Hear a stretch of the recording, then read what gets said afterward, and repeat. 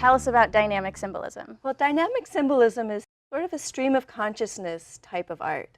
I don't have a plan necessarily for the type of painting that I'm going to do. I usually choose colors, but I don't really have that much of a plan for it.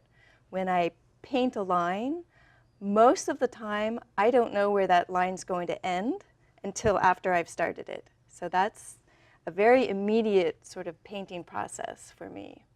And what it's developed into is that people see images in the sharp lines and the different colors that I didn't plan for sure, and I don't see them myself until after they point them out.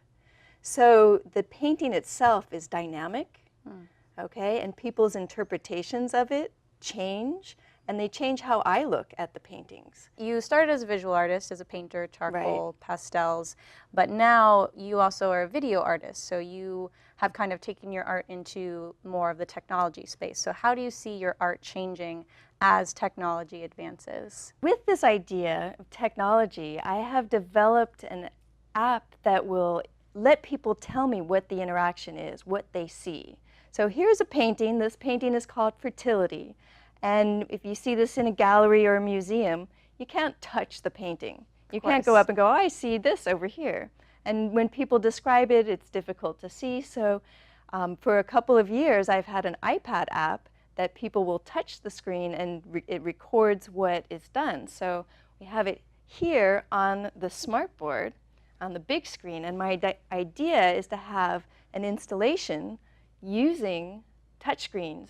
And it's internet-based, so there's a database that stores the images that people record and allows you to see what other people have seen. So I'll show you how it works. I'm going to go down here, and in this area right here, I see a bluebird. So here's the beak, and it highlights the beak, and as you touch it, each piece gets highlighted. So there's the wing that I see, here's the body. There's a nice long tail that goes down. So it's a long bluebird's tail. It's standing on a branch. Cool. And so this is what I see here. And so I'm going to record this. So I touch finish, and it builds it. There it is. And then it says, what do you see? So over here on this smartboard is the keyboard. And so on the keyboard, I'm going to type in bluebird.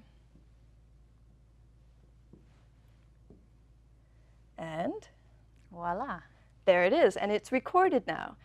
Now that I've done one, I can see what other people have seen.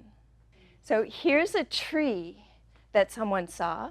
Wow, and look at that, it's very bright. It's a pear tree. And this is another tree that someone saw with autumn colors. And it really comes out with the black background. Yeah, and this one is so stark with that whole huge painting. It's a grass seed exploding. Just one wisp of grass in that whole huge painting. There's a leaping fish. And this is a mermaid. I certainly didn't see a mermaid there. Oh, it has your bluebird in it, though. It does. Same area. This time.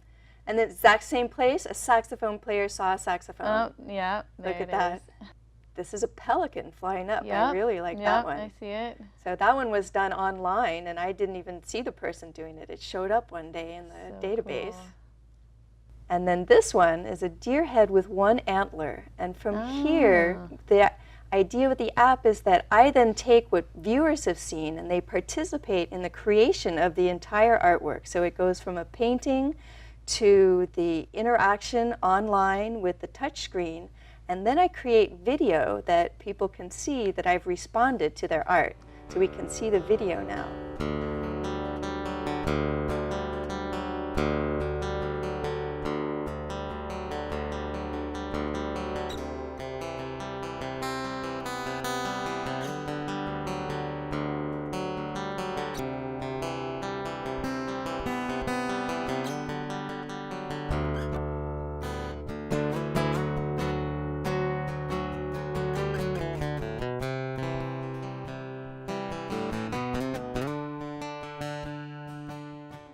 Wow.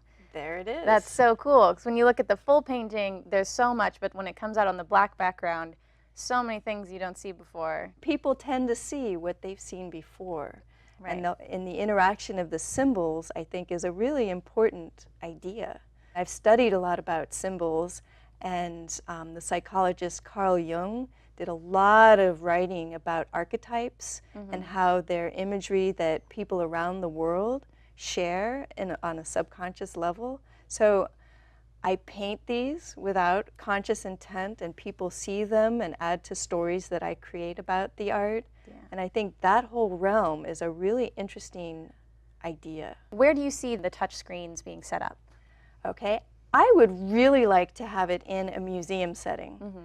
I think people walking through the museum, it's a really good way to interact with the art, and it's an interesting interaction that they can then have an app on their iPad and see it progress. It's something that they can take home with them. They interact on the large screens because that's really fun, and the big screens are so cool to work with.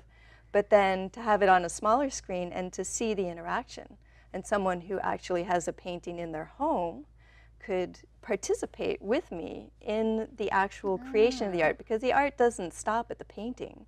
No. It continues on through the video and the interaction and how people interpret it. So I think it's a really cool new social media type of art. Yeah. Technology is amazing right now. We have magic wands.